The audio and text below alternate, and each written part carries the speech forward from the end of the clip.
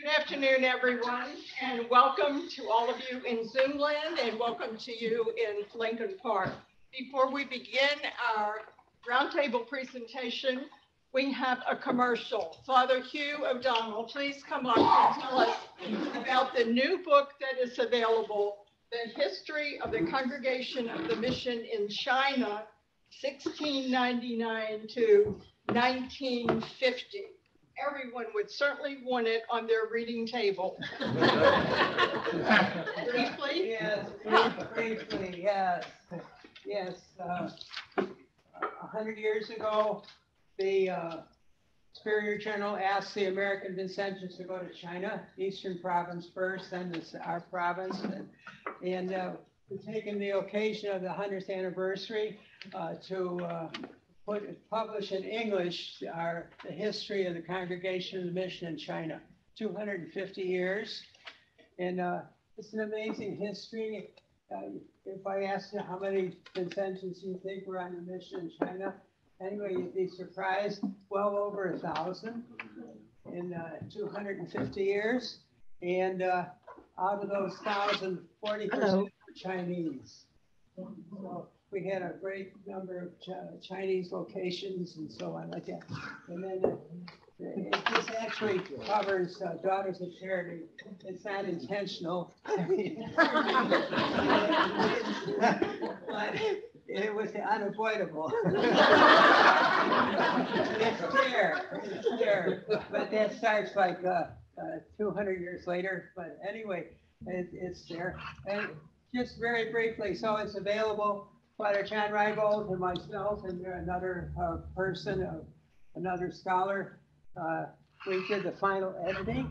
It's a translation from the French that was done some 60 years ago. But anyway, it's the first time it's available in English. And can we sign up for it? Can we sign up in print and or e format? You can sign up here. Okay, yeah. Thank you.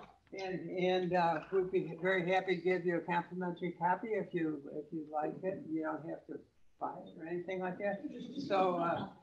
So just maybe just speak to Father John or Father Hugh. Let's put this on the table and people can sign. Or you can talk to me. Okay. Thank you so much. We appreciate that.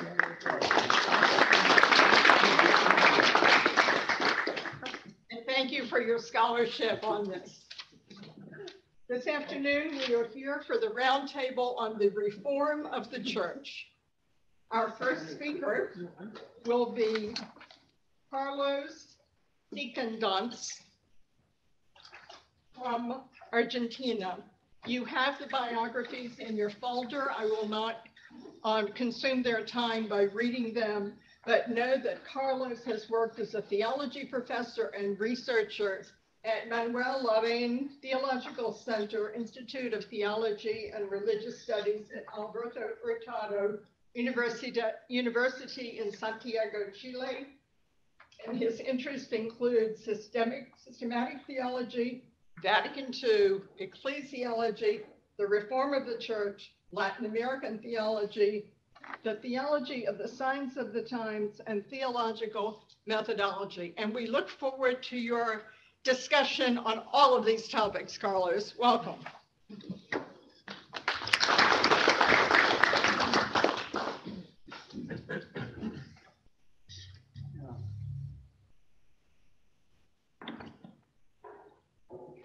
It's the first time I come to Chicago and to DePaul University, so thank you, Will, and your staff for the invitation. It's a pleasure to be here with you.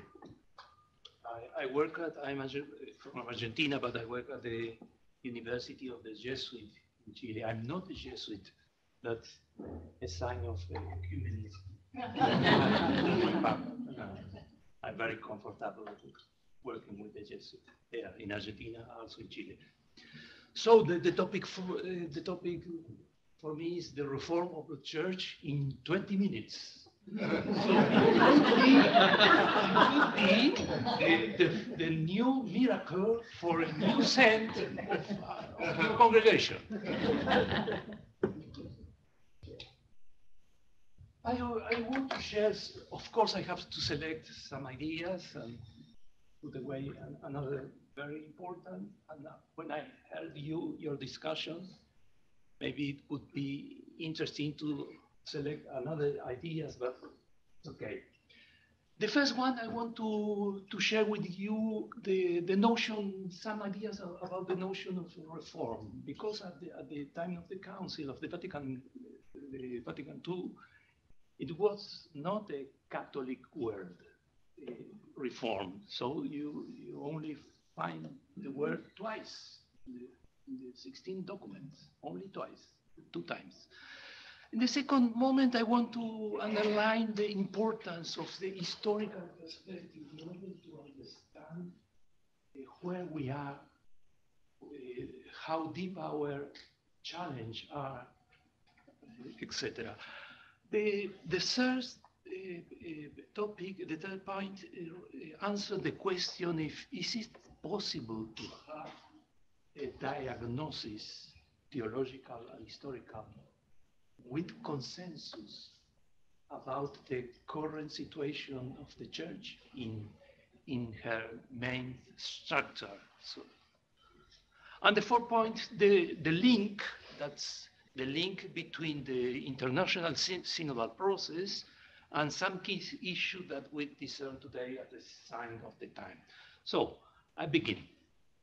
As I say, John O'Malley, the Jesuit historian, American, wrote that at the time of the Vatican II, the reform was still yet an Protestant word. So it not was obvious that the council could use this word. And indeed, we find the word reform only in Unitatis Redintegratio, the document about the ecumenism, only in two paragraphs, in the 6th paragraph and in the 4th. So, of course, there are many synonyms that are renewable, but we all know the meaning, the importance of the reform word in the history of the church in the 2nd millennium. So I will use the text from Unitatis Redintegratio in order to underline some aspect of the idea of the reform.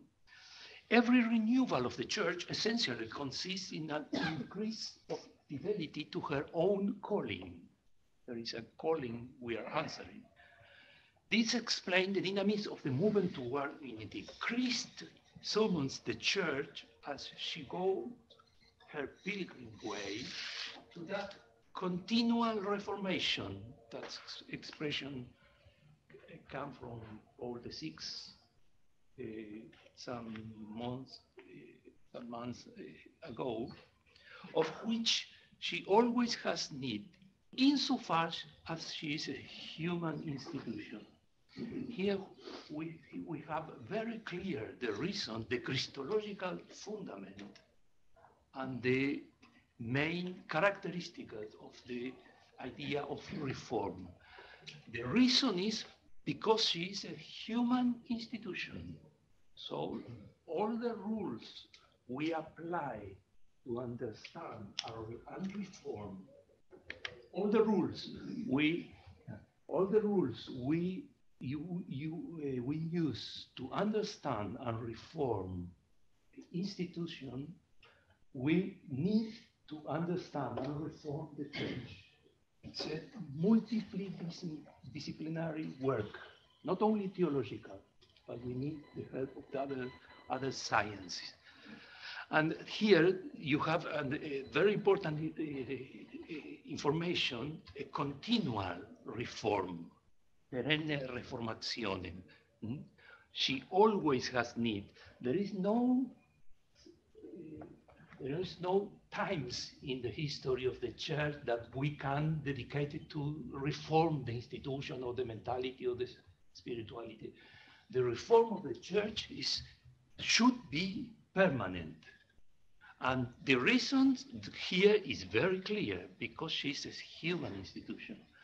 And you see in the last three or four lines, the sphere, more clear in the next, the various spheres of the church lives that we have to reform. That seems only examples of the document gives only some examples from different movements that at the time of the Vatican II that are already there. The biblical, the liturgical, the word of God, the apostolate of the laity, of the new form of religions, etc. That means all the life of the whole life of the church. But I want to underline one aspect. With the help of Yves Congar, the importance to not separate but take together the reform of the spirit and the reform of the institutions.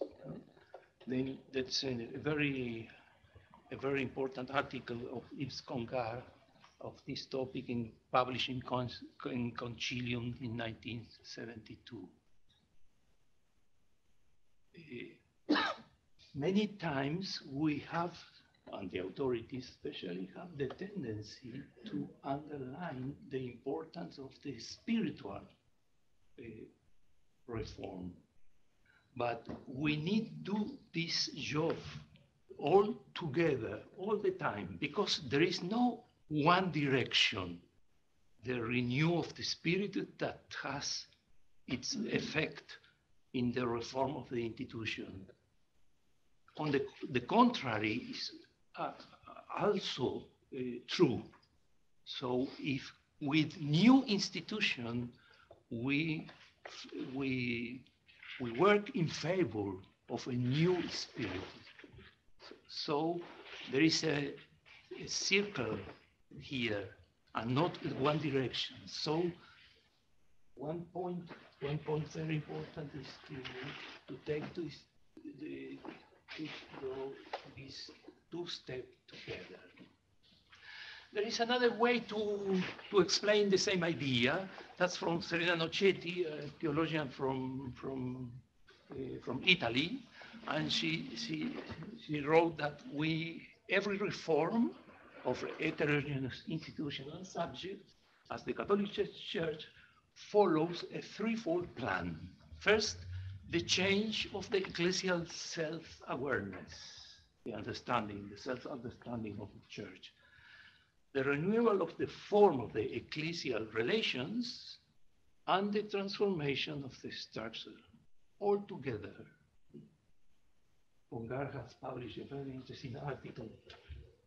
He has studied the many Reformation movements in this history of the church, and he shows the problems when this reform movement were only spiritual, only pay attention to the mentality and not to the impact in the structure of the church.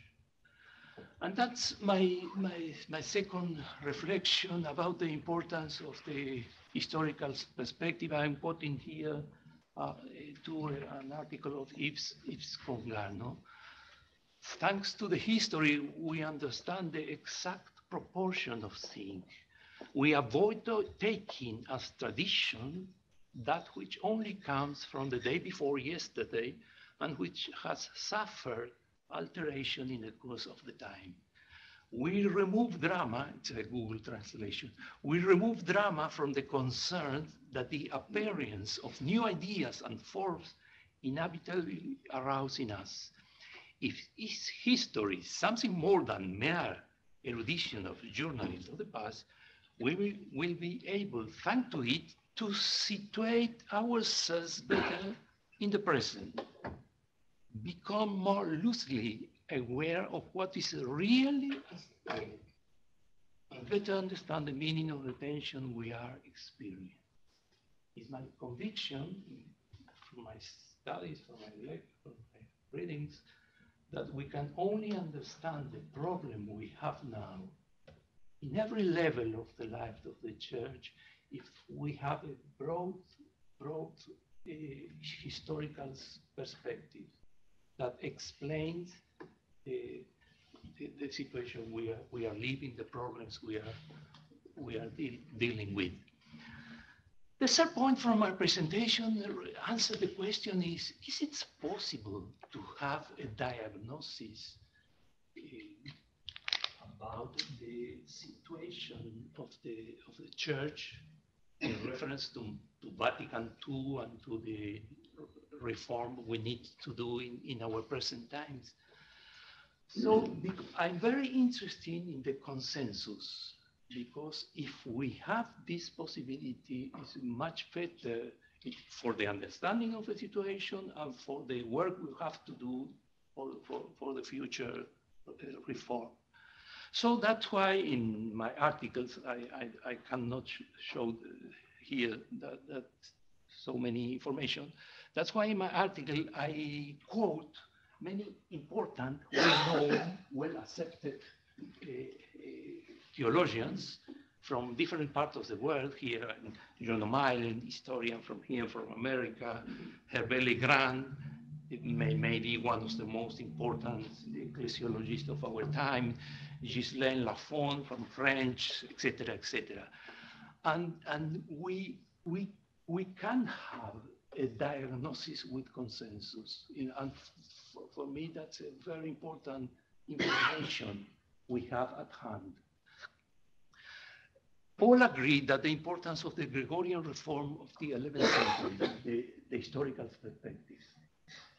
We are dealing with a culture and theological model of church that has 1 millennium.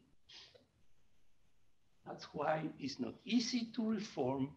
That's why we need time to make change, because we are dealing with strata that are very deep in our mentalities, in our books, in our texts of spirituality, in our canon law, etc., etc.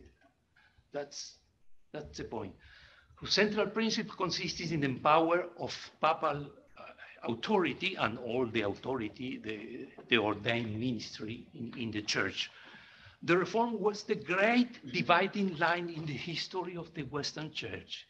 Lafont stated the Gregorian form of church was never abandoned, at least not in essential structures, although it had subsequent modification.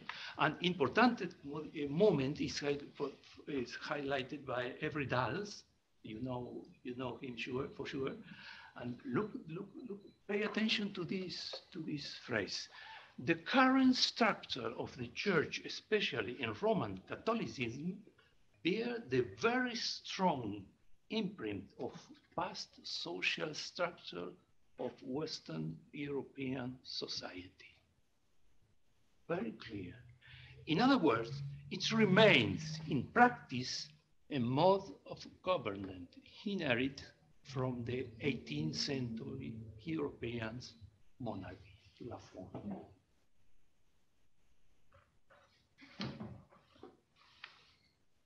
It could not be more clear. That's the model of our idea of authority, government, ordained ministry, the relationship between the different members of the church.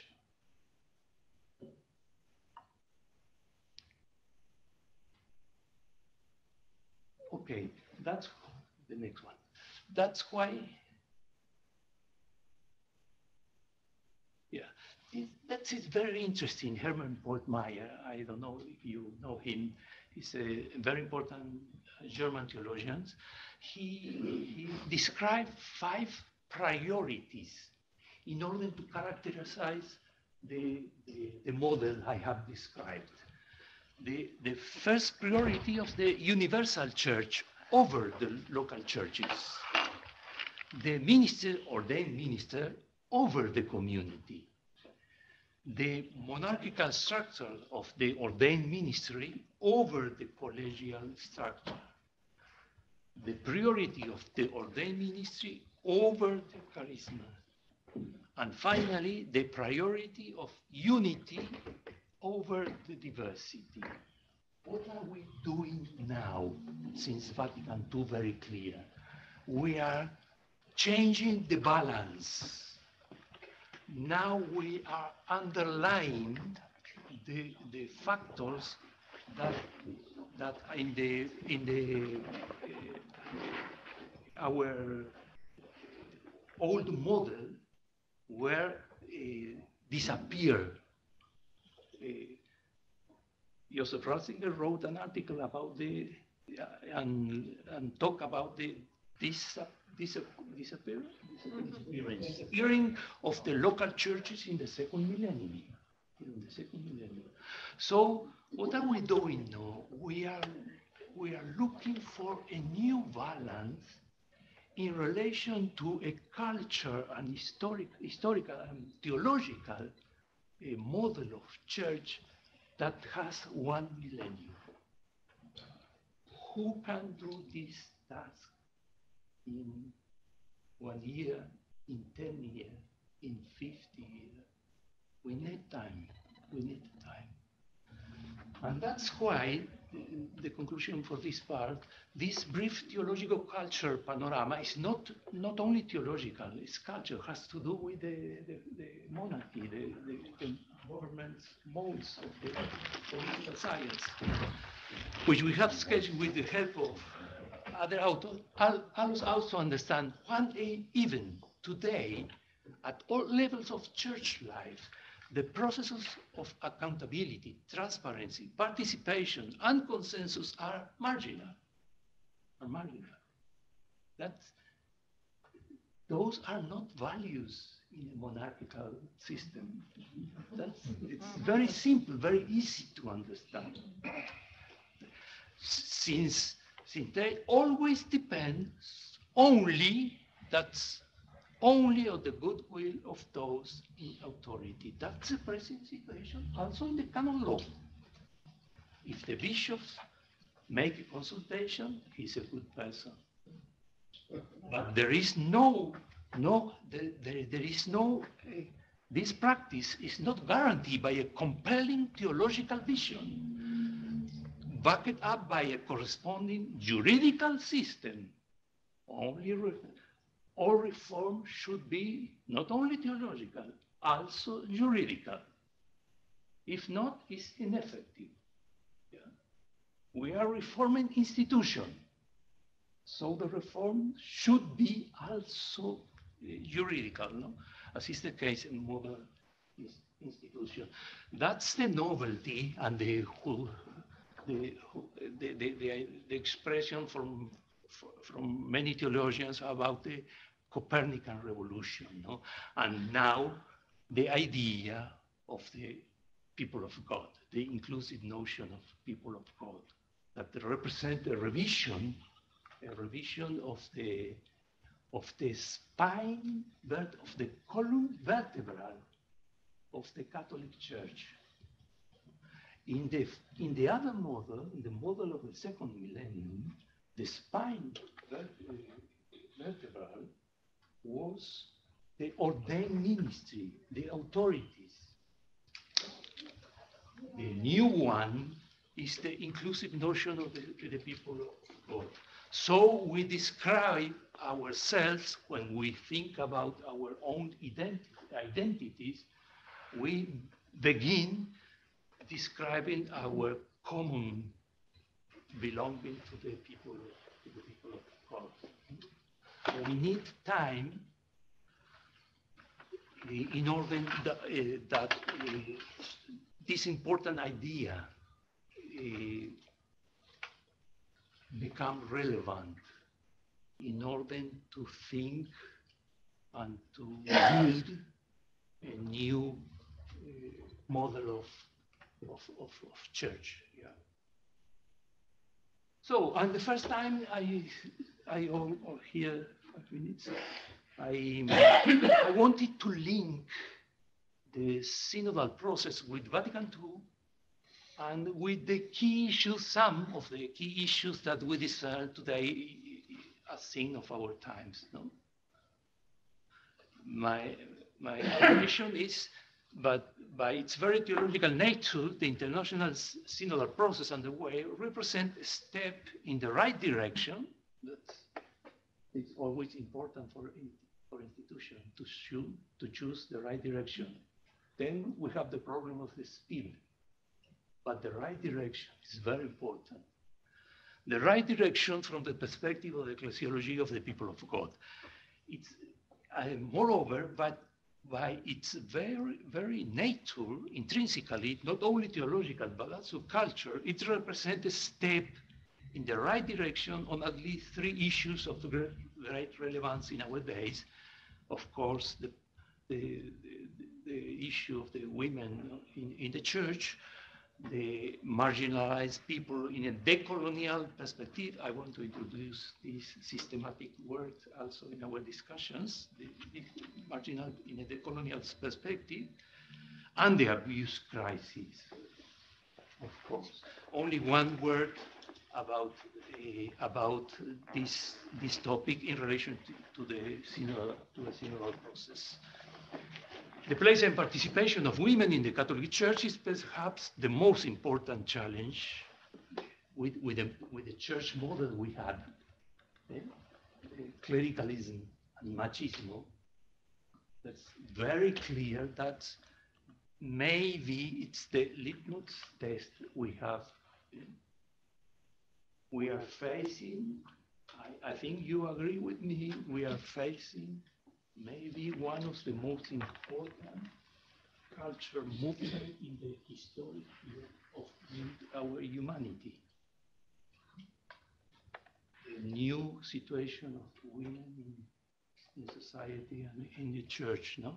And the synodal process that desires to promote the participation of all people in the mission of the church, including in position of leadership and decision-making, that's the key issue, of course, has here a key point, of course. No?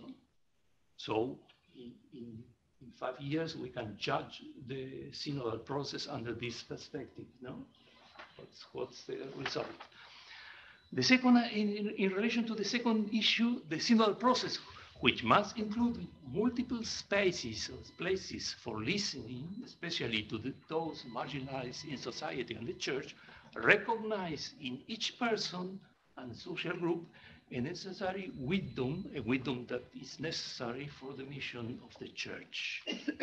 There is no minority that knows what is best for the church.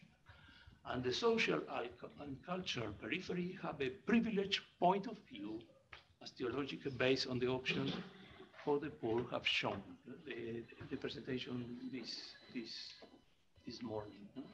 They have a privileged point of view. We are recognizing the authority, a new authority in the church.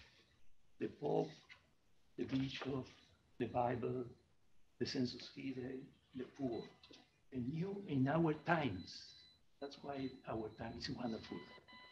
Because women, because poor, new authorities in the church. That changed everything. That changed and needs change in our mentality and in our institutions. It's a great time to be part of this. Yeah?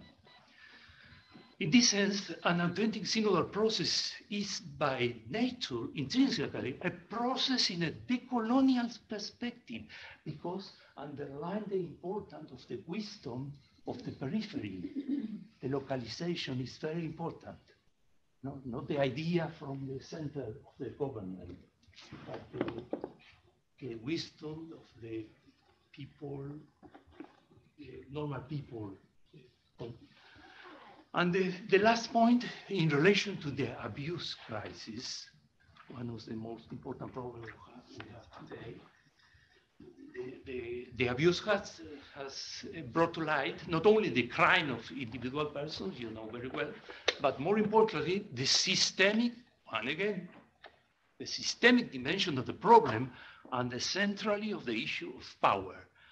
Clericalism, mental and structural, has been seen by multiple international reports, sure you know that, from Australia, United States, Germany, France, etc., as a decisive and specific factor of the Catholic Church in need of reform. The synodal process, by its very nature, demands a revision of the role of the ordained priest. That's Vatican II.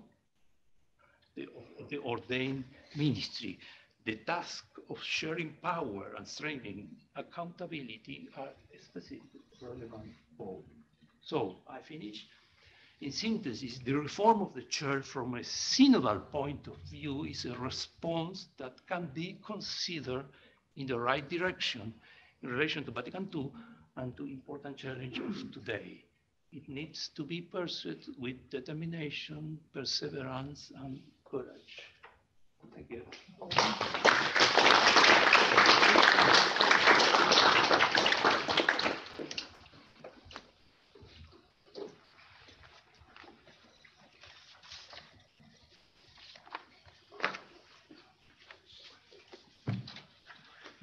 Thank you so much, Dr. Schickendantz, for helping us broaden our understanding of the signs of the times and the needs that we need to consider as we go along our discovery phase for the church of today for tomorrow. And now we have our second speaker.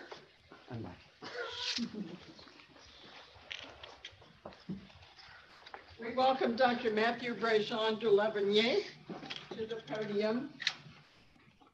Mattieu is the chair of Catholic Studies and the Dennis Holschneider Chair in Vincentian Studies at DePaul University.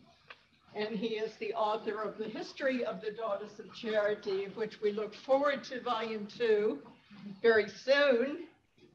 And most recently, a biography of Amélie Ozanam, the wife of Frederick Ozanam.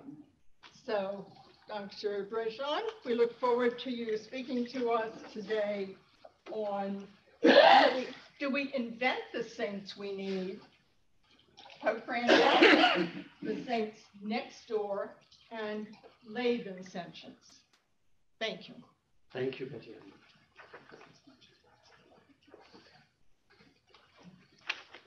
Thank you for kind words. So our roundtable this afternoon intends to reflect on the reform of the church.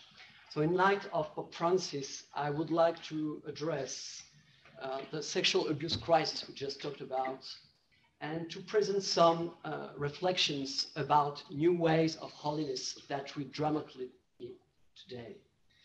So to begin with, I must say that I'm a scholar, a historian, and maybe not in the best position to talk about these issues that I will discuss from the more personal point of view of a Catholic tempted to despair, and who also has Protestants in his own genealogy.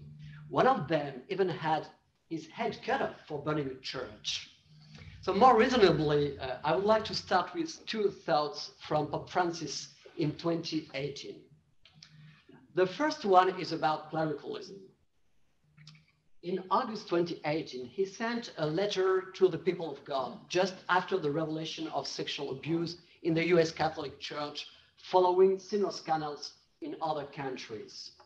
I acknowledge once more the suffering endured by many minors due to sexual abuse, the abuse of power and the abuse of conscience perpetrated by a significant number of clerics and consecrated persons.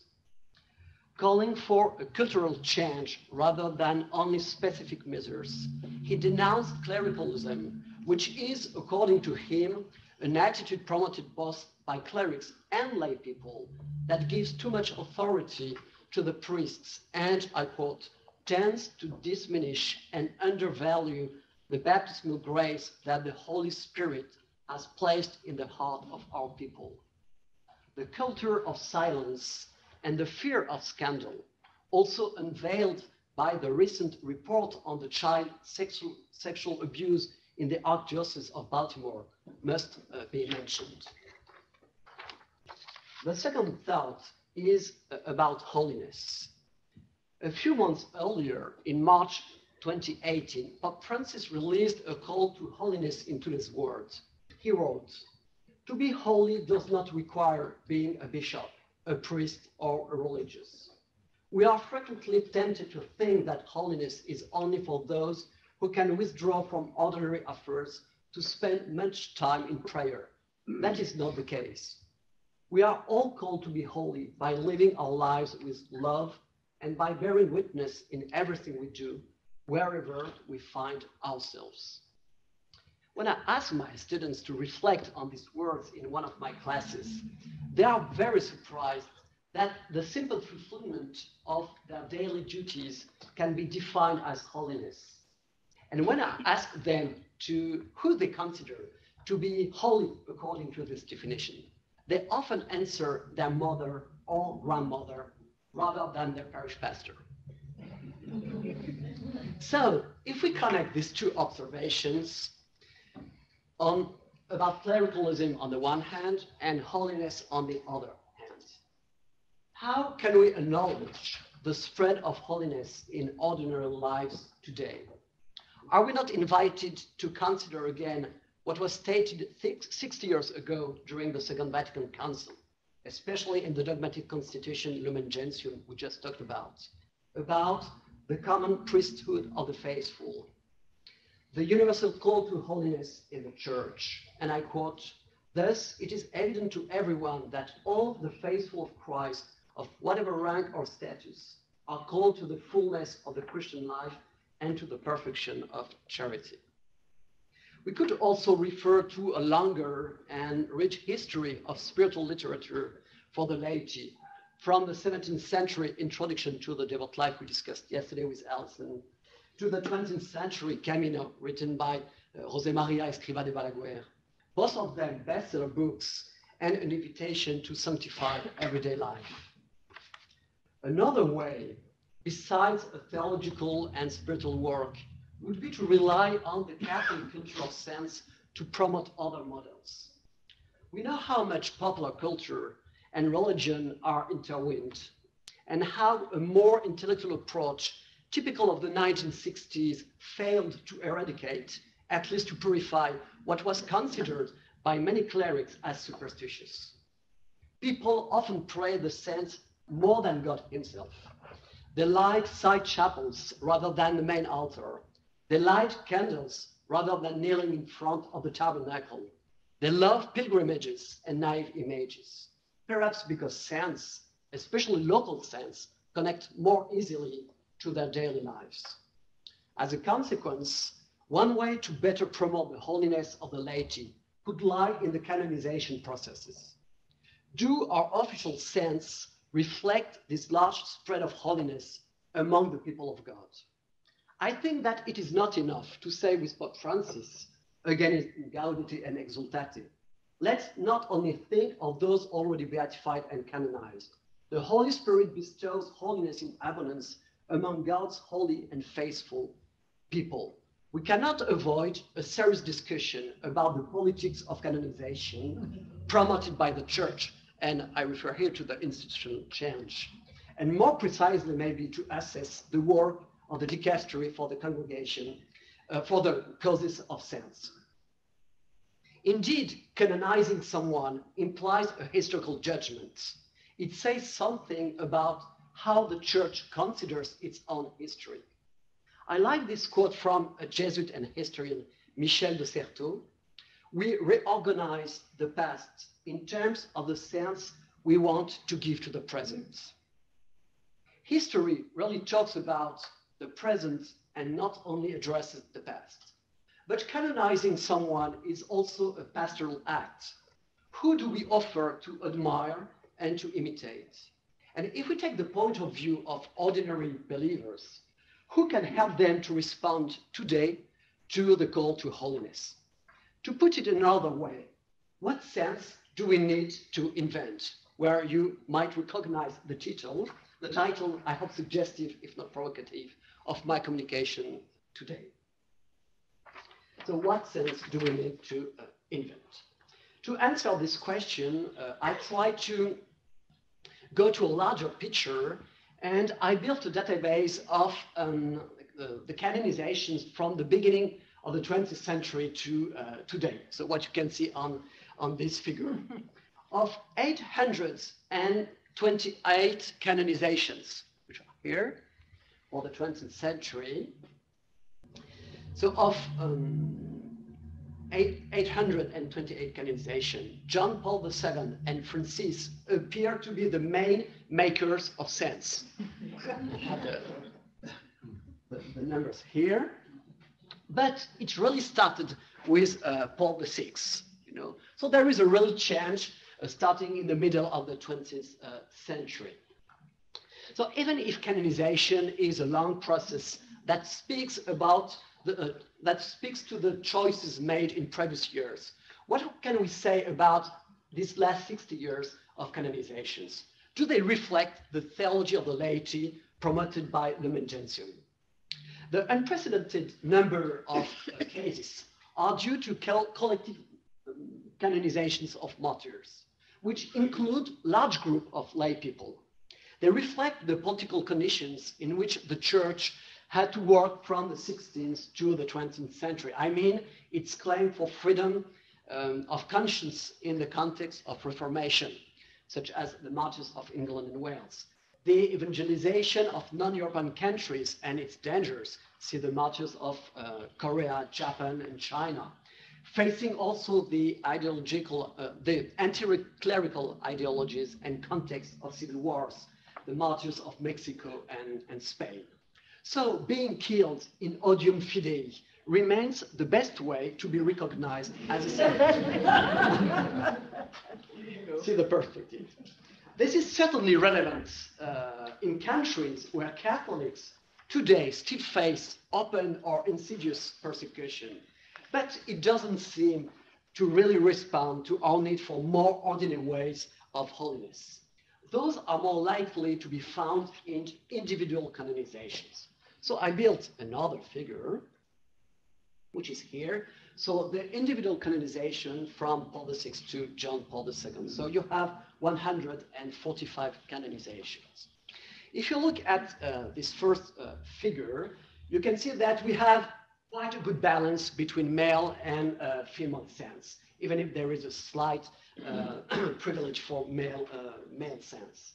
But the number of religious people overwhelms the number of lay people. You know, only 10 saints for 135 religious saints. And among this group of religious people, regular clergy, you know, has 114 saints, while secular clergy, priests and bishops only have 21 saints. So that means something.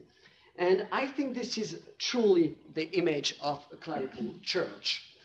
19th century European white, female, and male founders of religious communities are promoted by their spiritual inheritors. But who really cares, as many of these small and local groups are slowly disappearing today? So the question now could be, did it change with Pope Francis? We all love Pope Francis, but assessing the 10 first years of his pontificate, we must admit that the answer is no. If you look at this figure, so the individual canonizations proclaimed by Pope Francis during this last 10 years, so you have 63 canonizations. So there is still a good balance, a quite good balance between male and female, but with again a slight preference for male saints. But you know, again, you know, you have 54 religious people for only 9 lay people. If you also look at those saints, so only this time the lay people, the small group of 9 lay people.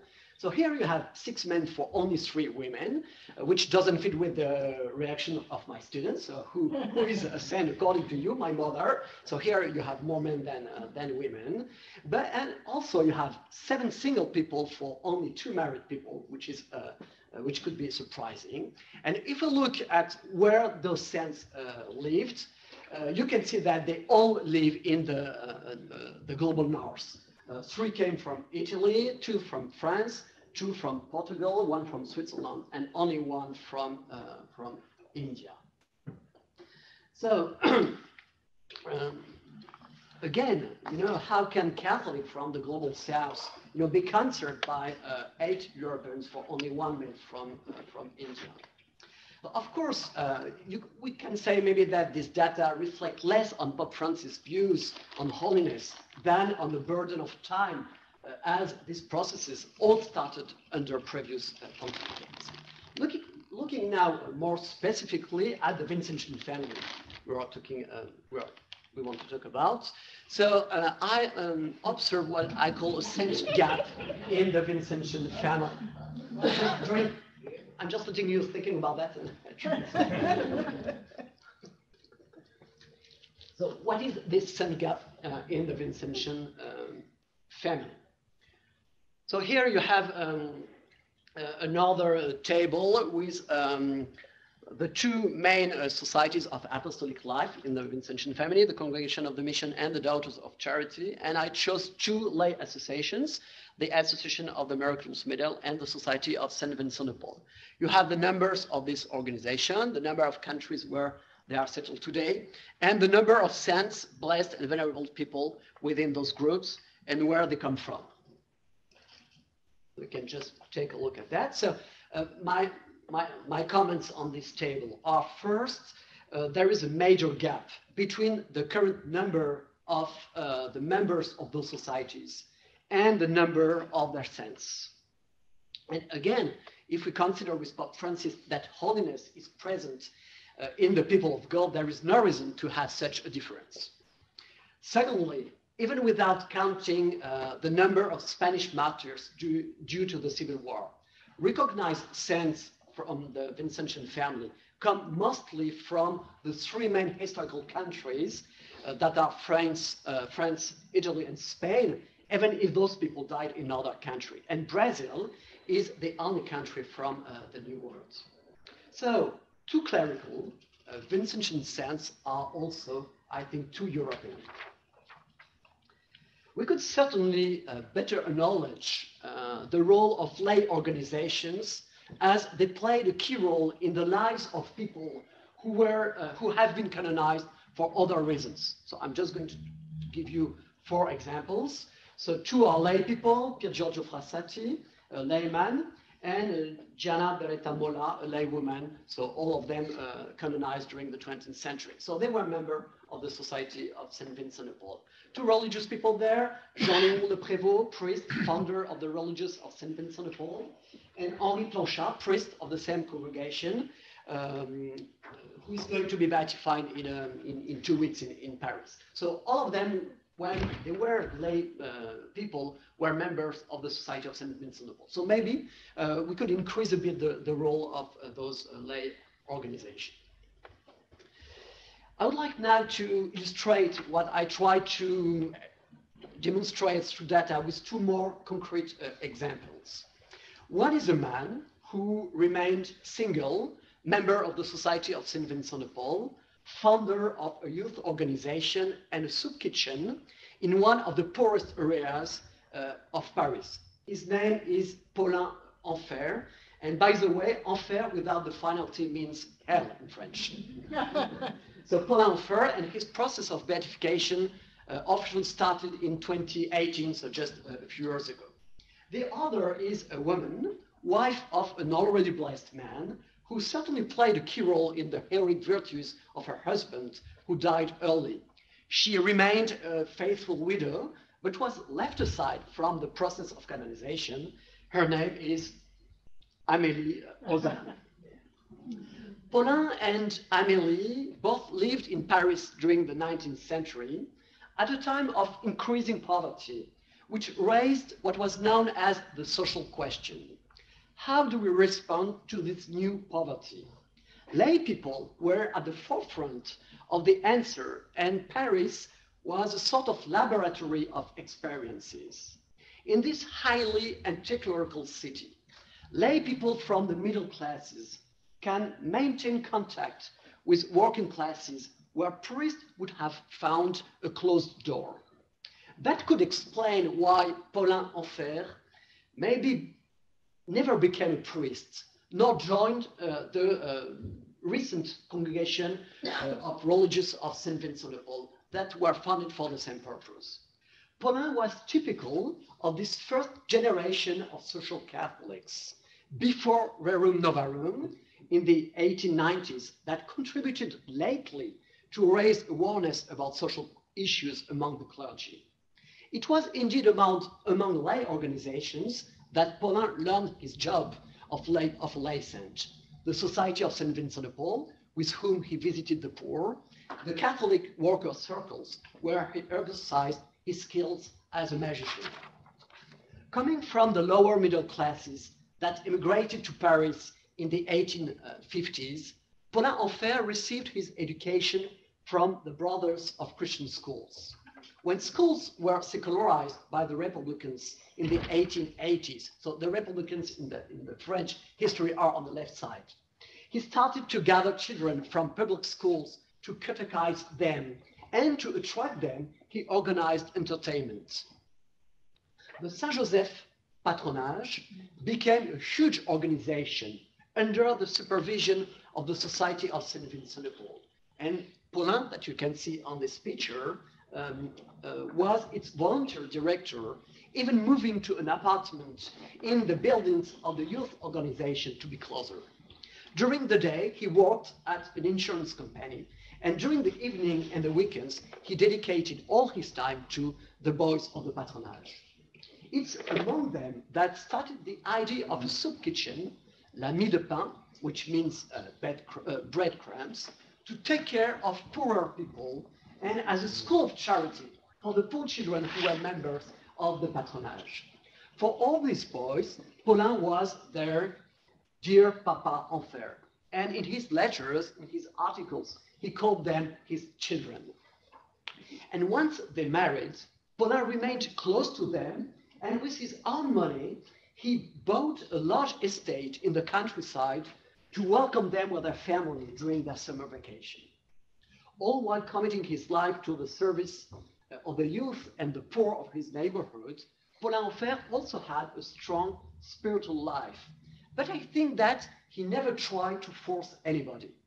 Meals started at the mie de pain with a short and simple prayer, but everybody was welcome, regardless of their faith. Paulin Enfer proved that it was possible, as a simple layman, to fulfill a Christian vocation. However, being single made him look closer to the model of celibacy promoted by the politics of canonizations.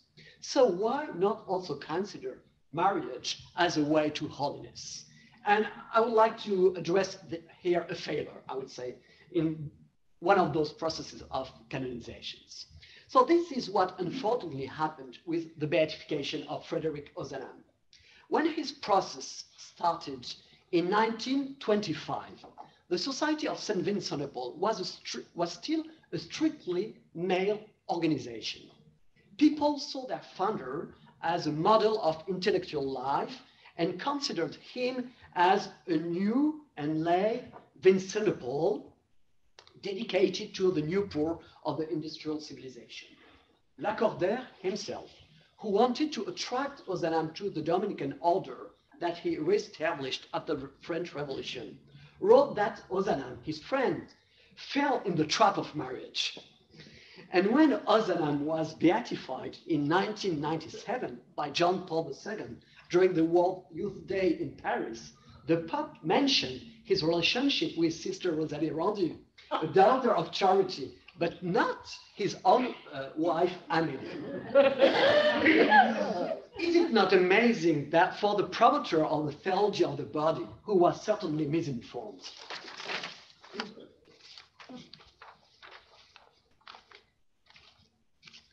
yet, thanks to the influence of marital spirituality after World War II, the rise of women's studies in the 1960s, and the interest of Ozanam's family in his history that helped to save archives, Amélie, that you can see here, came to a new light. With the help of other contributors, I recently published her biography that you mentioned, and we have copies there. One of the challenges of writing this biography was to move away from Frederick's familiar gaze to Amelie's unfamiliar one. While Fred's letters are often very intellectual, Amelie's make it very easy to discover how their love grew during the 12 years of their marriage, through its joys and its sufferings, until this beautiful poem written by Frederick a few months before dying, at the age of 40, that I will read in French first, and then I will give you the translation, because the French, and we have French speakers here, is really beautiful. Nous nous retrouverons au séjour où l'on aime, et nous échangerons sous les yeux de Dieu même le long embrassement qui ne finira plus, which means we will find each other again in love and share under God's eyes above the long and eternal embrace. So that was written in Pisa in Italy a few months before his death. To conclude briefly, we must acknowledge that the number of lay people recognized as saints is inversely proportional to the number in the whole population. You can almost count the lay saints on the fingers of your two hands, and we might not have the saints we need. A more diverse body would be necessary in terms of states of life and ethnic origins. To get an idea of what is coming in the next 20 years would require a close look at the causes in progress. Maybe I will do that for the written paper. Another avenue of reflection is more institutional. How can the structures of the church, endowed in capital, personal, time, and sense of continuity, promote not only their own body of consecrated people, but rather lay people who lived in the areas of their jurisdiction for the diocese, or were more or less affiliated to their spirituality in the case of religious communities? How can they also support lay associations to help them to promote their own models? So bringing new sense, as you can see on this picture. So this is a photograph of Louise de Marillac entering in St. Peter of Rome. I didn't find a statue of a lay person, but anyway, she was a lay woman, married and mother before starting the Daughters of Charity. So bringing new sense and lay sense into the church would really contribute, I think, to its reform toward a church of the poor. Thank you.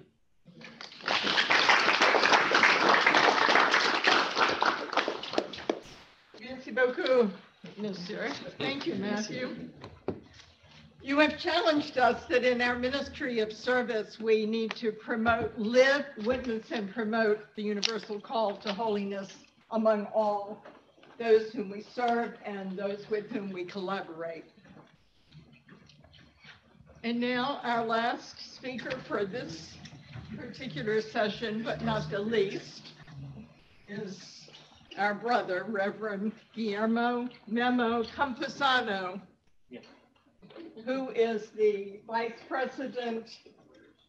You're Vice President of something, aren't you? Vice President of Mission at DePaul University, and was my previous boss in the happy years I was here. And Memo is going to speak to us today on enlarging the space of our tent, possibilities and challenges for the transformation of our church. And he might talk about ecclesial equity. So, I know this is a bad time. You may be falling asleep with us presenting. So, do you want to stretch a little bit? Stretch a little bit. If you want to stand 1 second and stretch, that would be good for all. Yes. Thank you so much. So you see, when we were preparing this conference, we thought of having an interdisciplinary approach. So this is a good example of interdisciplinary approach. The theologian, the historian, and the gossiper. So I will be the gossiper in this presentation. Gossip. Theological and ecclesiological gossip. Gossip, yes. The gossiper. Okay, what's happening with the synodal process? How is it happening and what are we discovering? And this is just my very personal understanding and reading of three facts. But before I share these three facts of something that is part of the observation of the synodal process, many of the things that I'm going to say may coincide with your theological approach, but from the gossiper, from another perspective, from out of the theological world. This is the aside of the continental process in the Latin American church. Many have said that the synodal process began in Latin America and began immediately after the council, especially with the Conference of Medellin. In fact, the theme of the synodal process, the theme of the synod that was happening this October and next October, communion and participation, the added mission, was the theme of the Conference of Bishops in Puebla in 1979. Communion and participation has been a constant theme of the theological reflection in many places of the world, especially in the global south. These are themes, 7 themes of the continental process in the document of the continental process in Latin America and the Caribbean. The leading role of the Spirit in a synodal church, the synodality of the people of God, synodality, the way of being and acting of the church, a way of being, a new way of being church, a new way of thinking, seeing each other, understanding each other, and acting, a new way of doing things. That's never going to happen if we never begin the reform of the canon law. Many say that the real obstacle of the synodal church is in the canon law, and that if that reform of the canonical law does not begin immediately, this is going to take more years than 5, 10, 15, 20, 30 years. If the reform does not begin with the reformation of the law of the church, because in the law of the church, lay people basically have no space, and women, none at all. So all the theological ideas, all the spiritual ideas, all the wishes won't become real if we do not really change the structural things that need to be changed and reformed. The missionary synodal church, a church that is missionary, but the redefinition of mission and the redefinition of evangelization. Many have been saying that evangelizing today needs to be totally redefined to overcome the proselytistic and colonialistic approach of the evangelization process, as if it has been conducted for 2,000 years. Go and make the disciples of others. How do we redefine evangelizing? In the congregation of the mission, I was hoping that in our last General Assembly, we will have time and courage to redefine evangelization, because we are called evangelizers of the poor. And that sounds very colonialistic today. What is the meaning of that? Many are saying, following Leonardo Boff, that evangelizing is enfleshing and incarnating the values of the kingdom of God in every culture in which we are present. I like that. Synodality, the socio-environmental commitment in a fragmented world. Many are saying that the synodal church cannot be understood disconnected from Laudato Si, Fratelli Tutti, and beloved Amazon. That the real transformation of the church is changing the ecclesial agenda and including as central in the ecclesial agenda the agenda of our planet, the agenda of the peoples in the margins, the agenda of a humanity that is broken, divided, polarized. The human project is unsustainable as it is happening today, and our planet is unsustainable for what we're doing to it. Do we have the courage to change our agenda, to make the Christ of our planet and the Christ of humanity central in our ecclesial agenda? And this is a call for all religions. Will that be a common place for all religions to come together? Working with young people, working at this university, young people, many young people, they don't want to know anything about organized religions. And they don't want to know anything about organized religions precisely because organized religions are not responding to the real needs of humanity and our planet. And they are trying to find God without using the religious mediations, using other mediations to find God.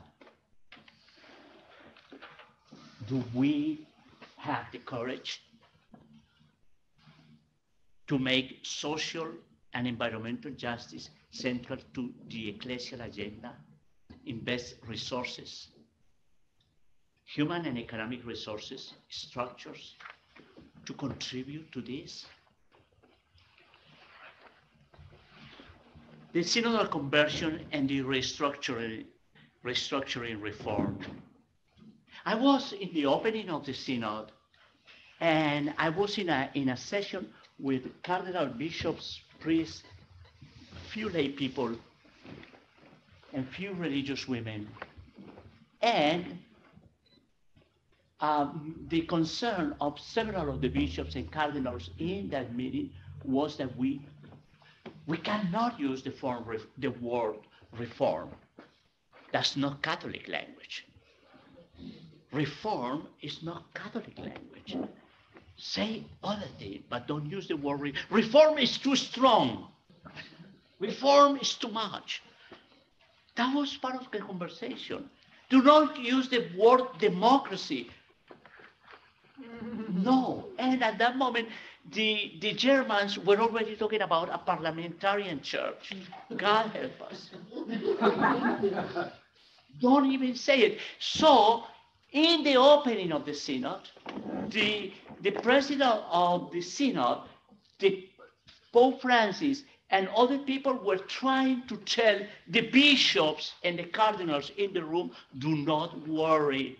This is not a process to democratize the church. It's not going to be a parliamentarian church. There will be no vote. So in that session, I said, really, in many places of the world, there are many Catholics who have given their lives to advance the process of democracy. And we are terrified of using even the word. We are afraid of using the word democracy as a place of participation, full participation of all. We are afraid of the word democracy. And the church has been invested so much in defending, protecting, and advancing democracies all around the world, but never inside a monarchy, a monarchic system. Why? And synodality of vocations, charisms, and ministries. These are themes that are appearing theologically, pastorally, in conversations. 3 words. This is my vision, my own understanding, my own perspectives of being a part of the whole thing, listening from people. What Pope Francis invited was to engage in dialogue. Synod, working together, let's implement a process of mutual reciprocal listening. Let's listen to each other. Let's engage in conversation. Let's talk. A universal conversation in the Catholic Church. A global conversation. In how many places that conversation happened? Knowing too many. Knowing as many as we were expecting. Why? Because there has been a process of resistance, and probably the most powerful discovery, and this is me understanding the most powerful discovery of the synodal process is how diverse the church is, and the diversity inside the Catholic Church. We are not agreeing in many things because we have so many different understandings, theological understandings, dogmatic understandings, liturgical understandings, financial understandings of things, cultural understandings. The force of resistance of the process had been creative and sometimes very cynical. I heard that the bishops of the United States, the Conference of the Bishops of the United States had been globally identified as the conference of bishops that is making more resistance to the process. Explicitly, openly resisting the process. One way they are using to resist the process is the poorly staffing the process. One person. You do it. You do it over there. In the continental process, that was the Conference of Bishops of Canada and the US in Miami, the woman who was representing the Conference of Bishops of the US said, one of my charges here is to protect the bishops of an unfair criticism. Really? Protecting the bishop from unfair criticism. She said it publicly, openly. So the person who was leading the process on behalf of the Vatican was so conflicted. He was recently visiting DePaul and Loyola and Notre Dame, all the university. I had the opportunity to chat with him and how difficult that process was. He said basically the church, the Conference of Canada was silenced in the process.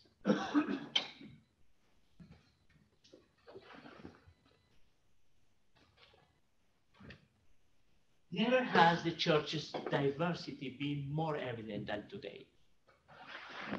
Why? Because never has the diversity of humanity been as evident as it is today in an interconnected world. We are amazingly diverse, and that's the beauty of humanity.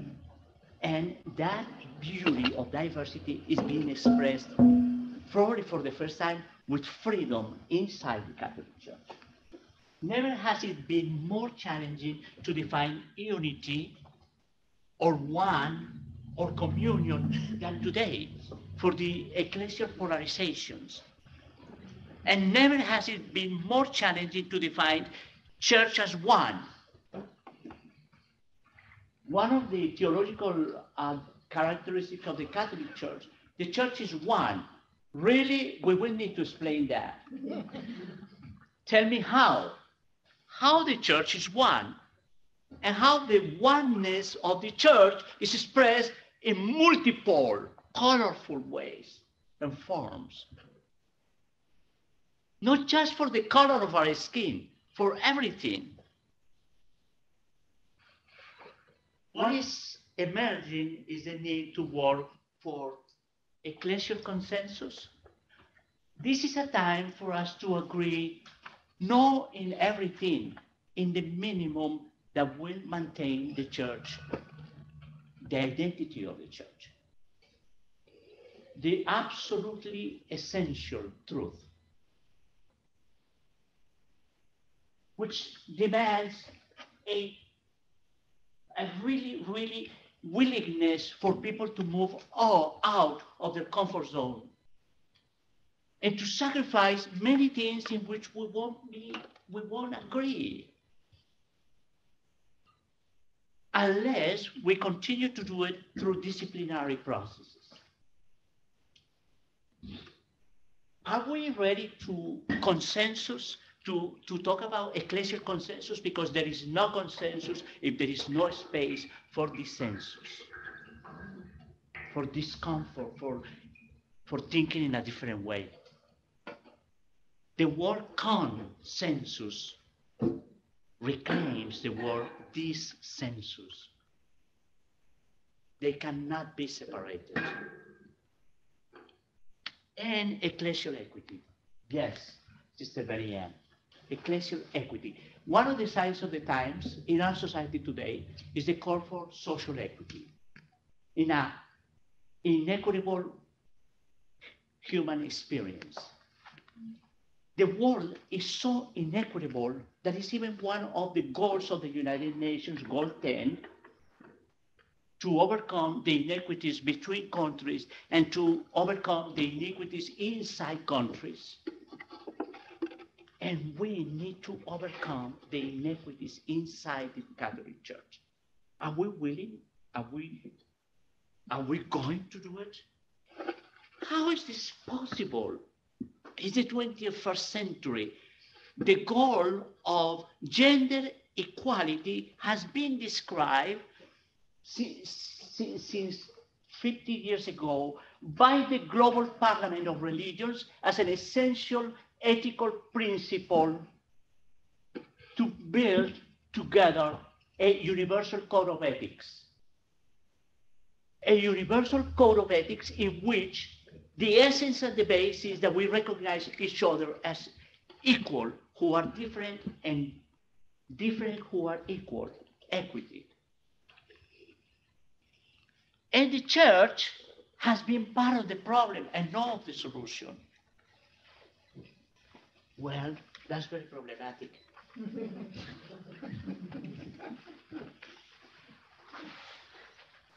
In the church, there is still the mortgage, this conversation is mortgaged by colonialism. The monopoly and cultural imposition have taken new and more subtle forms that have been expressed locally. Especially in a church that is changing its face because of process of migration. The church in the United States is being de-Europeanized, de-Europeanizada, but how do you say that? De-Europeanized. De-Europeanized. I survived that. I can go for dinner.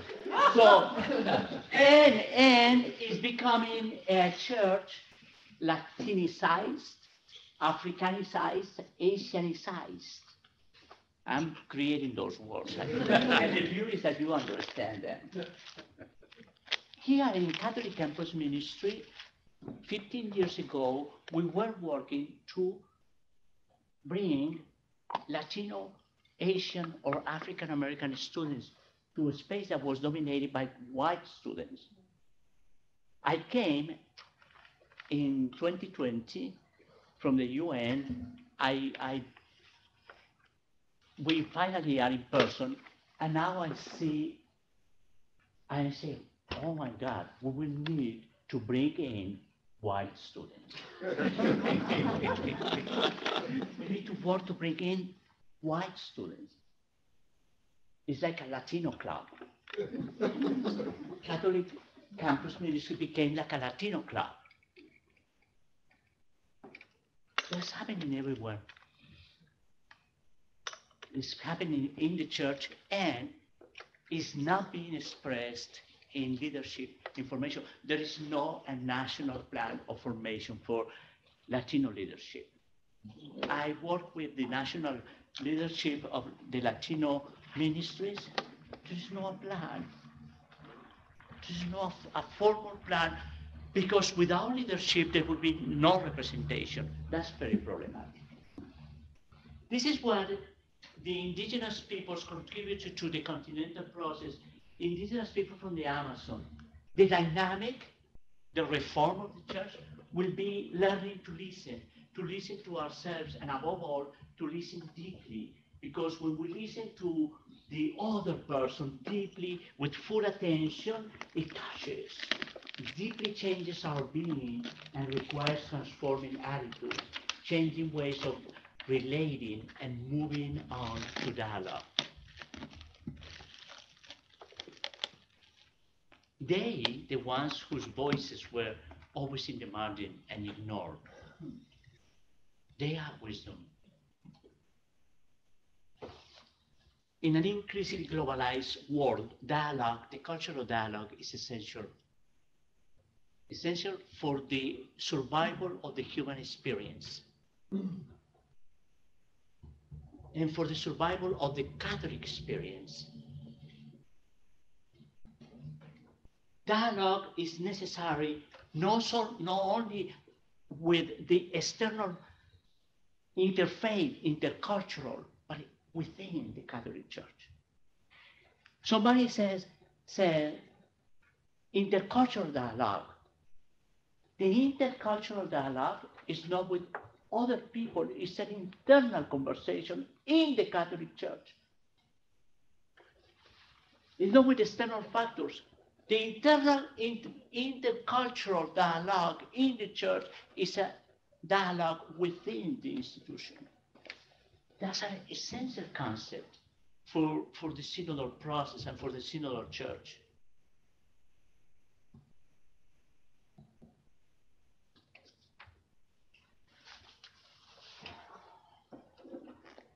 So where do we position ourselves in this conversation? What are we, the Vincentian family, bringing to this conversation? Our passion, our common mission,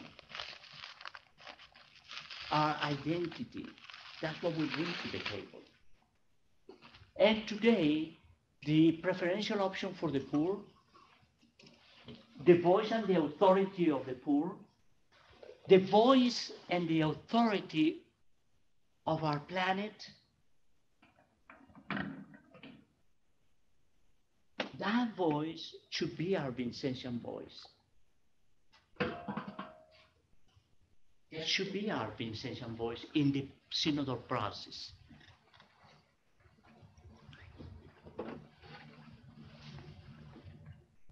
I am convinced that the poor, youth, women, ethnic and cultural minorities can creatively sustain, profoundly recreate, and structurally enlive in humanity, the church, the Vincentian charism, and history.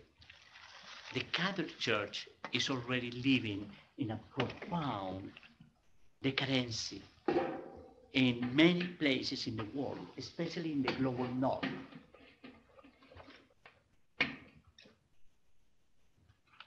What are we going to do? See it die and do the funeral? Or we will dare to think in different ways, to listen to voices, to engage in conversations, to really engage in dialogue, to dare to change the way. The gospel today, the disciples were trying in the left of the boat all night, on the left. Jesus was in the right. He told them, the other side, brothers. Why the other side? It's simple, just go to the other side. That was it. 153. Somebody who wants to politicize the gospel will say the disciples were in the left, Jesus was in the right. The right works.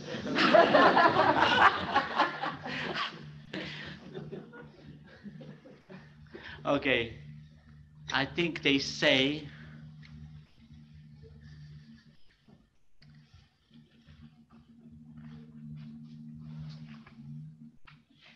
with this I finish.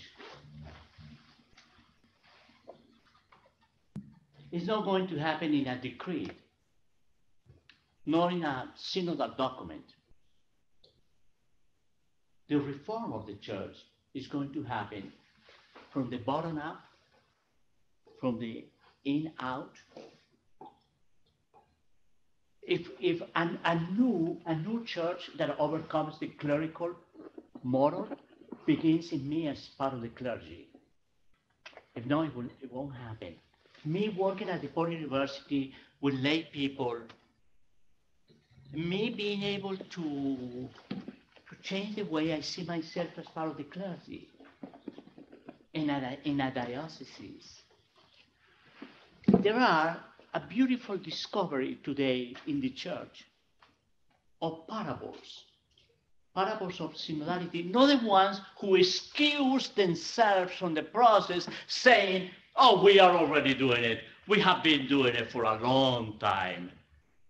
Many local dioceses said that in the process. You could even read literally what they say, oh, we have been doing that forever. That was the secretary of the bishop writing the document and sending it.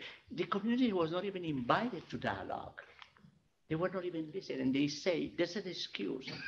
But yes, we are identifying places in the world where a new church is emerging. The ecclesial-based communities that were dismantled in Brazil, dismantled. That was a beautiful model of the synodal church in the 70s and 80s. That was dismantled, systemically dismantled. But there are signs, and we need to be a part of that sign of the new church. We have that possibility because it won't happen massively. It won't happen in a decree. It won't happen because a magical document is going to do it. Thank you.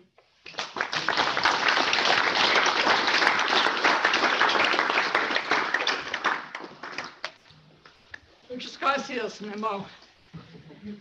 Thank you for your enlivening words of wisdom that has planted seeds of hope in us.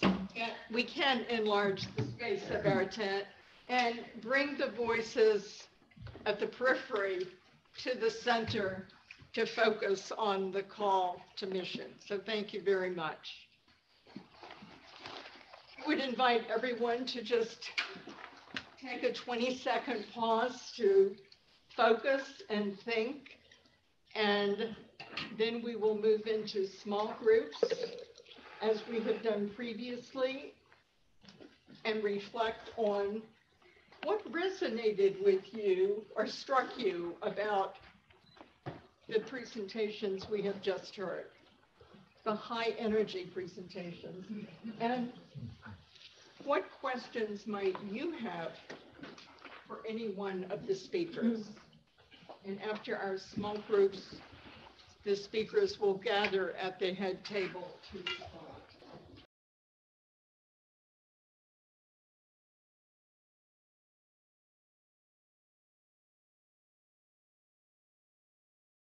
And now if we could focus back to the center. Thank you. I never got such wonderful cooperation in my life. That's great. You're wonderful. And we welcome all of our friends in Zoom land. Our presenters are ready and willing to entertain your questions. Yes, Holly. I just want to know more about the presentation of Mattieu. Thank you so much. At least, as I heard, you did not tell anything. You did not tell us the whole thing of the canonization. How much is the cost of canonization? And who has the money to pay for it? This is one of the main reasons why we got very few saints from the third world. So that's why the saints was purchased by the capitalism. If you are not That's a really good question, but no data is available about this question. But you're right. I just at the end say a word about that. But you're right. I can just give you an example about the canonization of Paul Enfer. So the MIDEPAR, the lay organization, asked me to work for the historical commission. So I said, okay, but it will take me 1 day a week, so it takes time. I have a family to raise, so if you can pay me, I can work for you. So they said, okay, because they are fine with that. But they asked the diocese, and the diocese said, no, we cannot pay someone for the historical commission. But if you have priests or women religious, so their congregation can, give the people to work on it. So it's a way to pay for that. But when the cause goes to Rome, you have the postulator, who is often a priest and who is paid by the association for his work. So there's a real question of money. And you're right to say that for the third world, it's a real question. I can try to gather some information, but I'm not sure I will have work. That's a very important question, and I only know from my own experience as former archivist for the Daughters of Charity with the canonization of St. Elizabeth Ann Seton, the first native-born in the United States. One of the major costs is the medical investigations. And at that time, in 1970, there were expectations of major gifts being given to the Pope and lavish this and lavish that. And the sisters said no. They collected contributions from each sponsoring community and gave a donation to the Pope to feed the poor of the world. So there are some ways, but that would make an interesting research project for a doctoral student probably sometime. But yes, it's an obstacle. If you open the archives. If you have the archives, that's right. Here we go. That's right. Another question.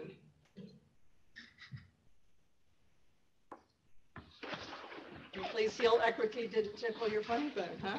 Yes. In our group, we were talking about the insight from the first intervention about how we have a different understanding of time as human beings.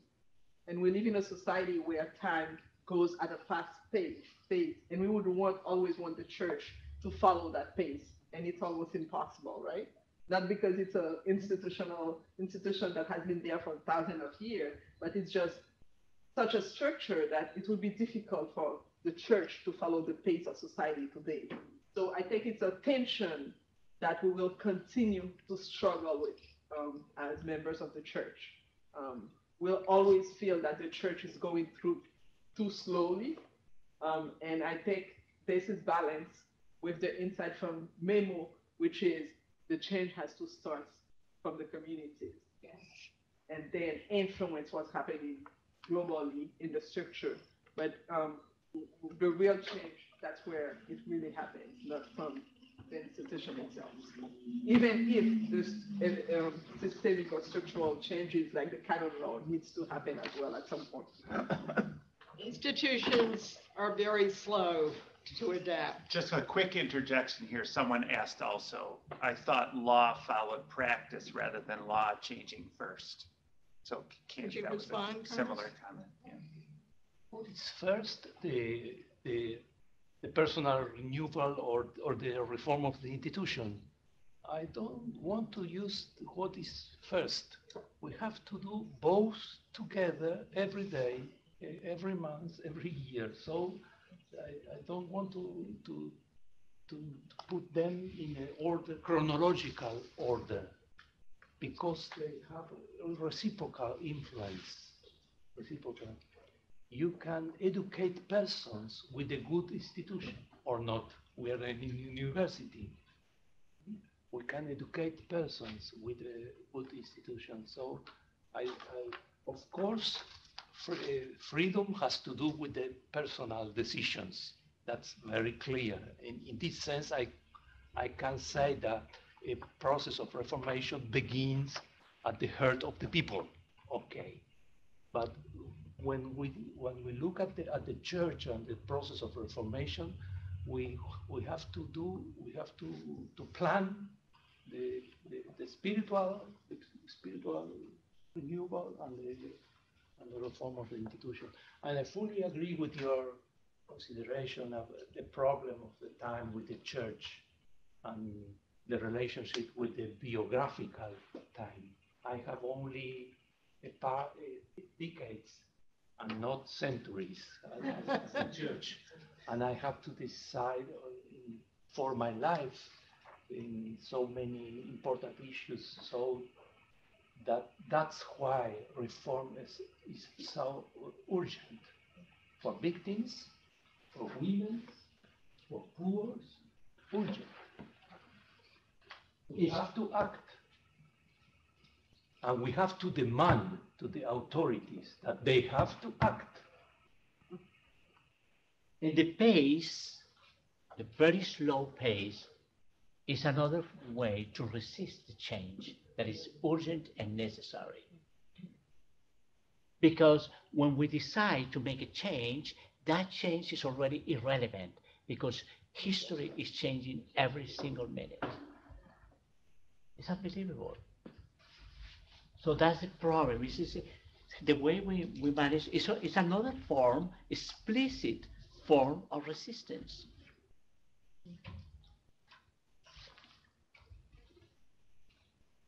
Thank you.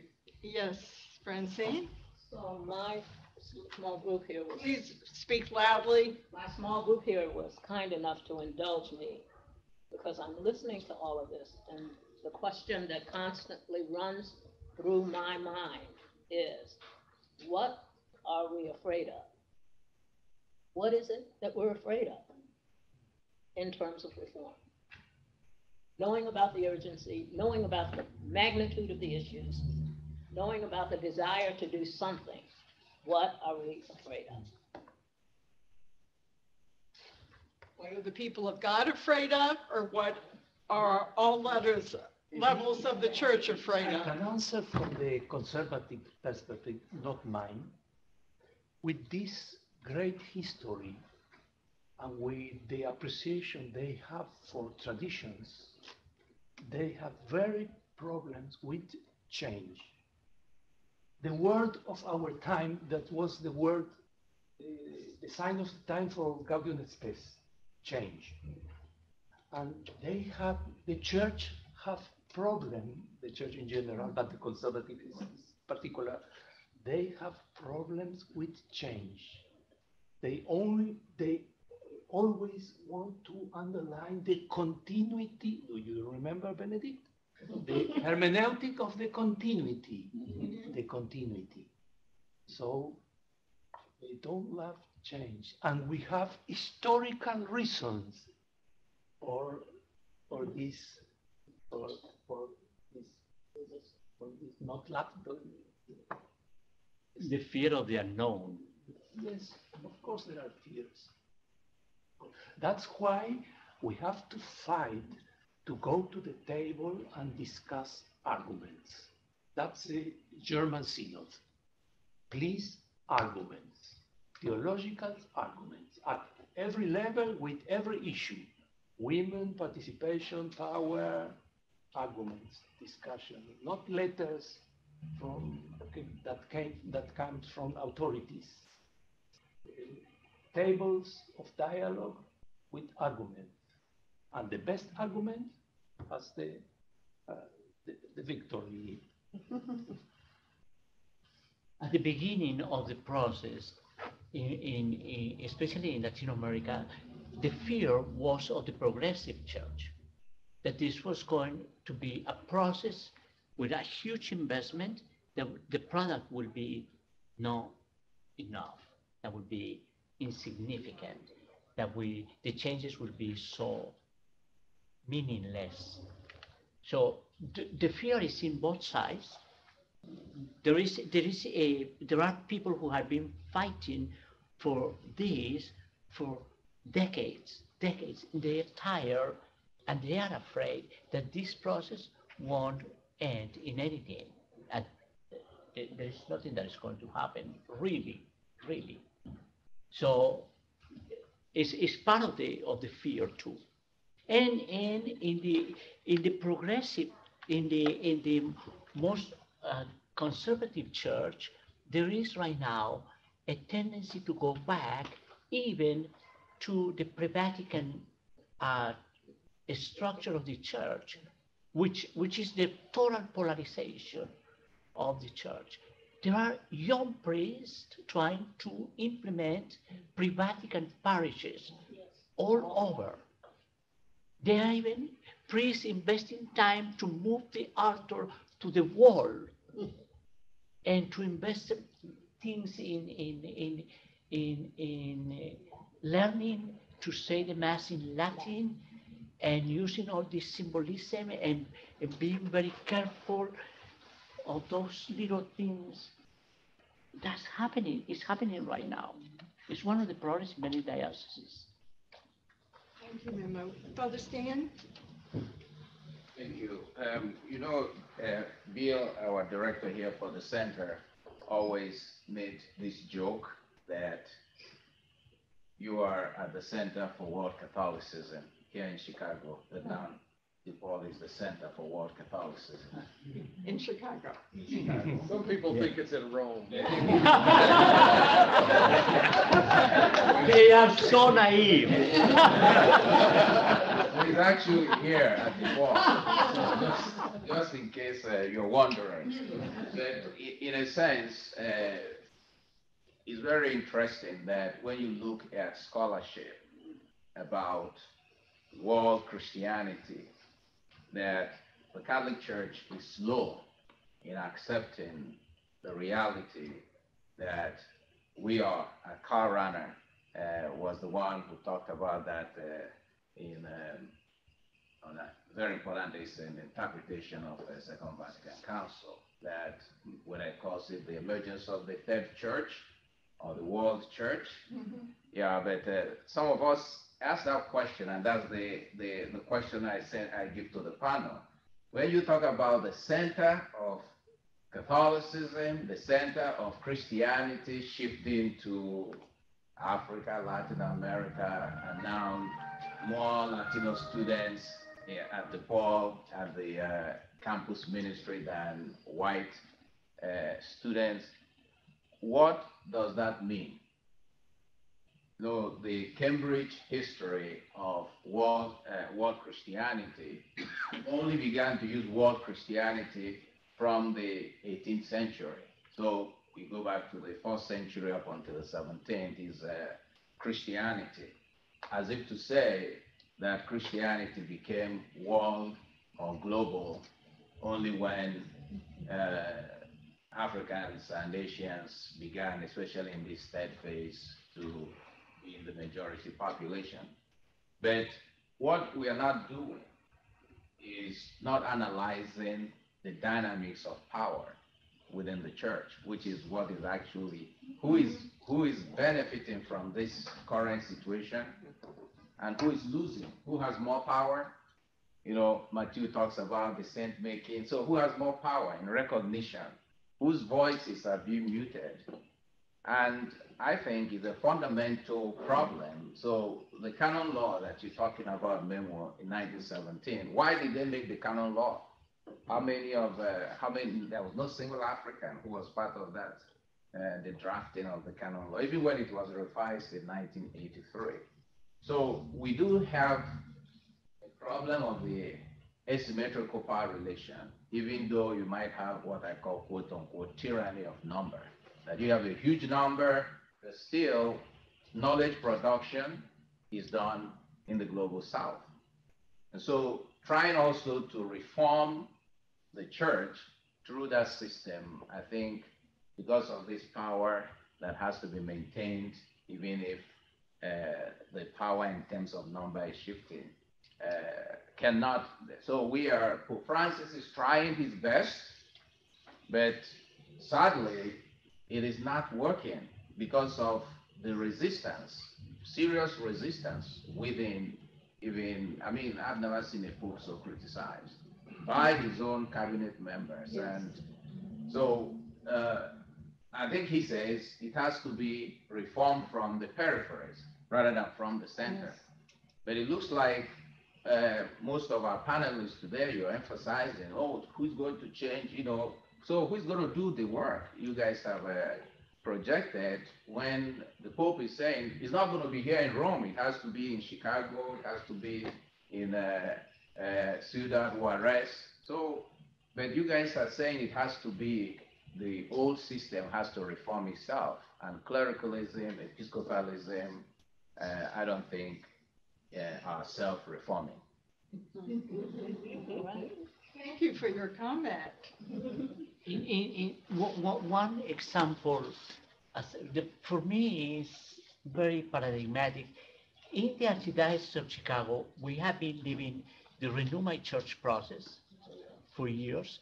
And when the church was called to the synodal process, the Cardinal of Chicago, who is considered a friend and an ally of Pope Francis in the US, he said that his main concern was that that was going to perturb, to disturb the Renew My Church process. The synodal process is going to be an obstacle for the process. He didn't see the connection. For me, it was like, what? He saw two processes, parallel processes.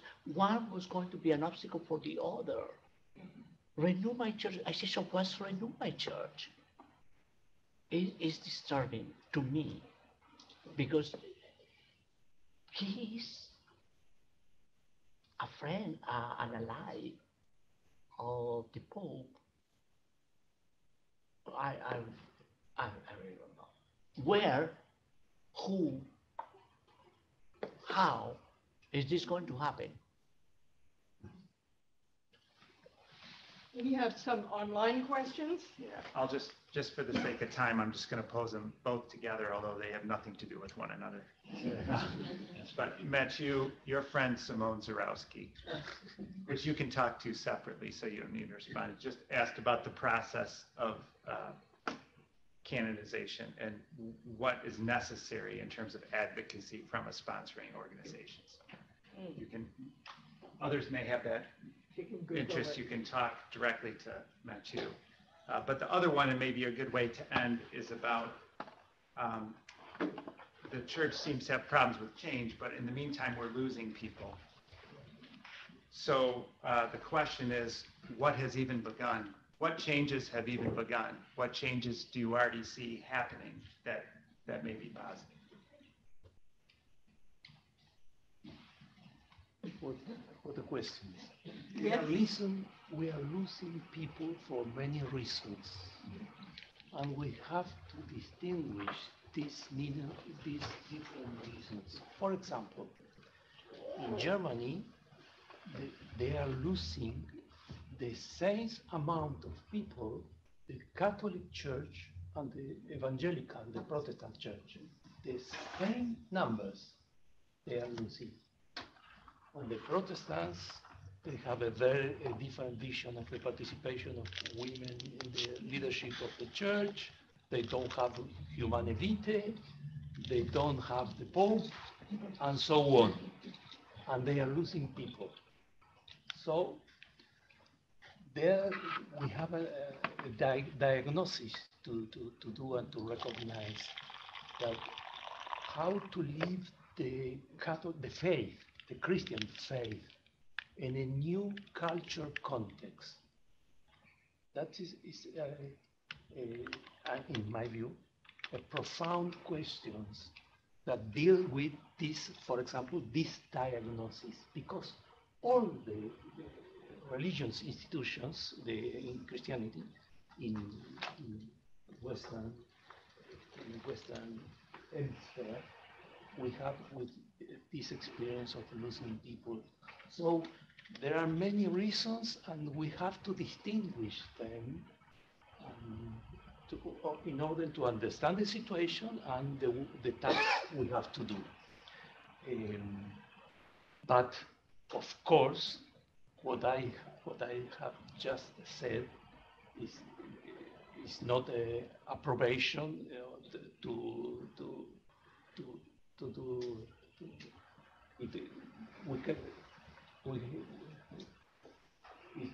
reform is not necessary. We have time. The other Christian communities, churches have the same problems. So no, I think we have to do the reforms because we have to do this reform if we respect the gospel and the sign of the times, both. But we have to understand the reasons for this losing people in our churches. That is more complex. Thank you, Carlos. We have time for any comments. In Latin America, the losing of members of the Catholic Church was, until the pandemic, related basically to religious transit. People moving from the Catholic experience to other Christian experiences, to other religions, or to the experience of non-religious affiliation. But it was a transit in terms of looking for something else, because what they were looking for was not in the Catholic Church. Thank you. Transit. And then in the US, recently data showed that for the first time in history, in the US, the largest group in terms of religious identity is not the Catholic Church, it's the group called non-denominational community, more than 70 million people, more than the Catholics in the US, which is a sign of something that is going to be happening in the Americas.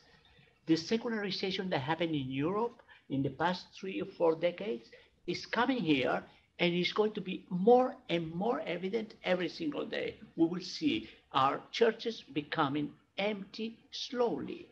Thank you, And we Memo. need to be ready for that. Thank you for the good news. A brief comment about the question about losing people. I think another tough question, which is not comfortable, is to ask why progressive Catholics fail to transmit the faith to their children, and why today young people who convert to Catholicism prefer the conservative Catholics rather than the progressive ones. You know, why do young sisters wear the veil while older sisters don't? You know, so that's also a question. Well, thanks to each of you, Matthew, Carlos, and Memo,